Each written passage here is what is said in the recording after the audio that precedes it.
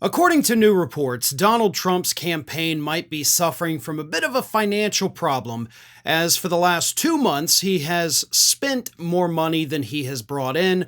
On top of that, his Save America PAC, which at one point had well over $200 million in the bank, now has $2 million in the bank and $5 million in debt.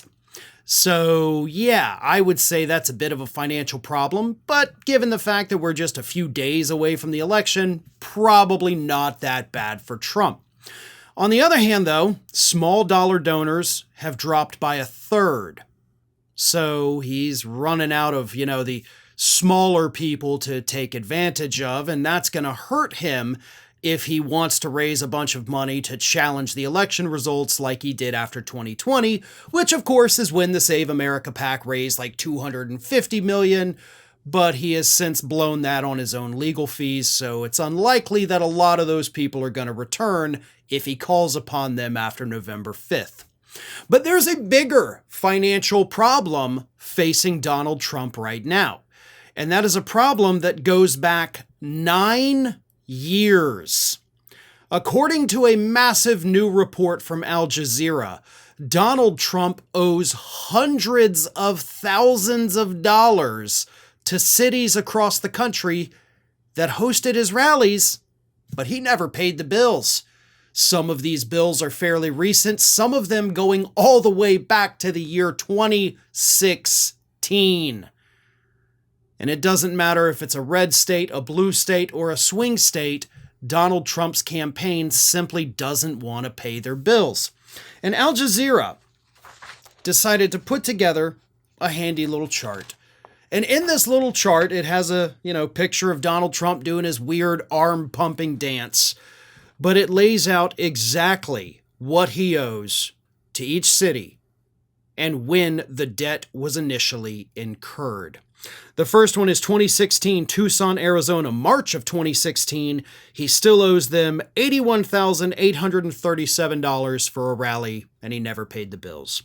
Spokane, Washington, in May of 2016, $65,000. Mesa, Arizona, December 2018, $64,000.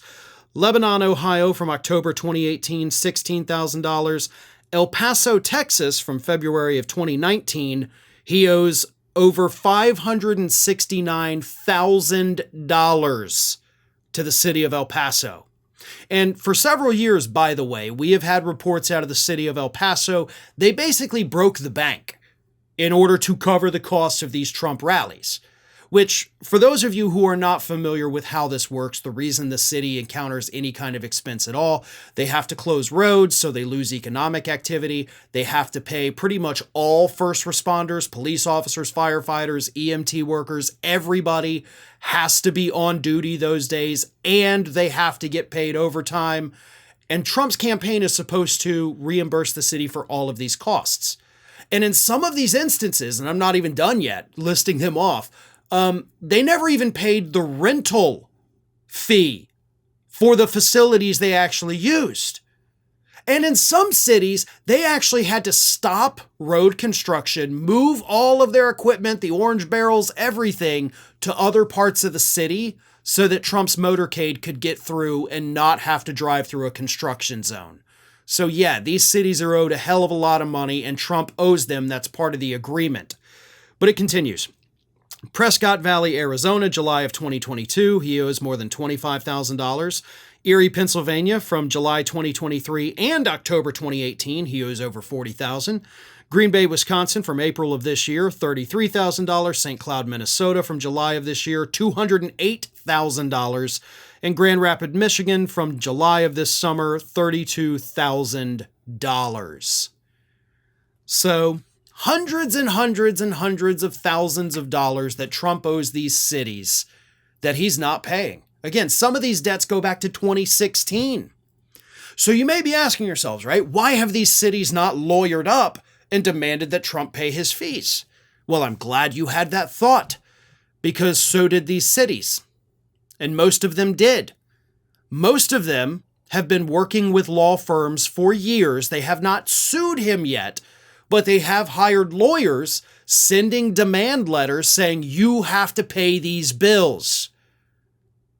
And so far, not a single one of those demand letters, according to this Al Jazeera report, have been met with a payment.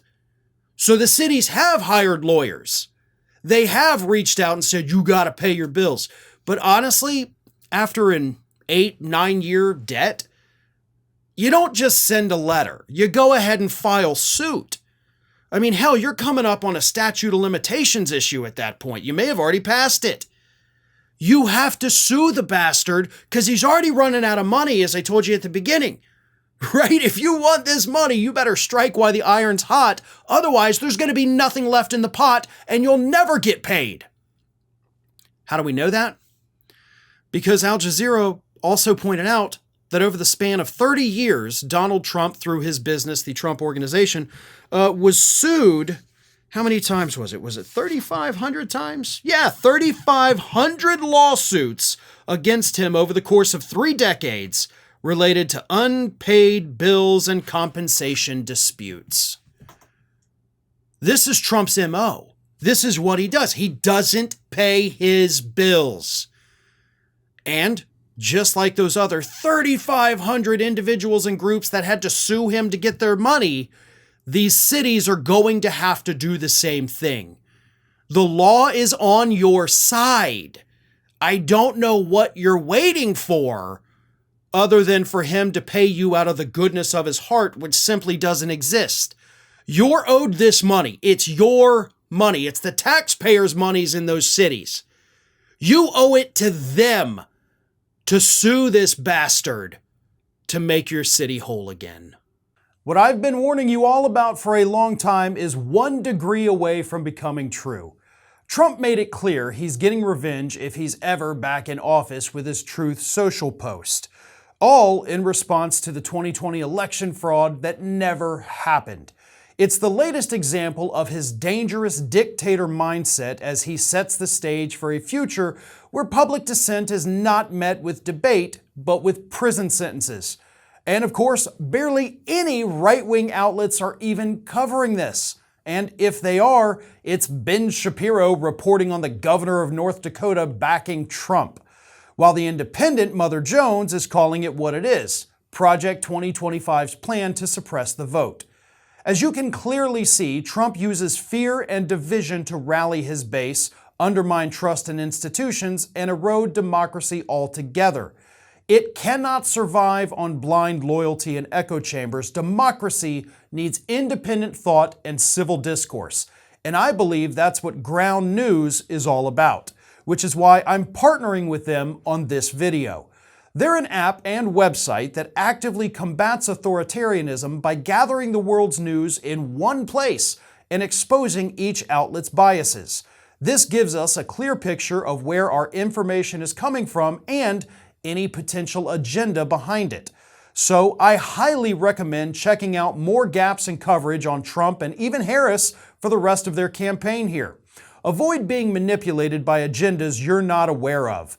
Go to ground.news/ROF or scan my QR code to learn more. My viewers save a massive 40% on the same Vantage plan I use for unlimited access to all their features.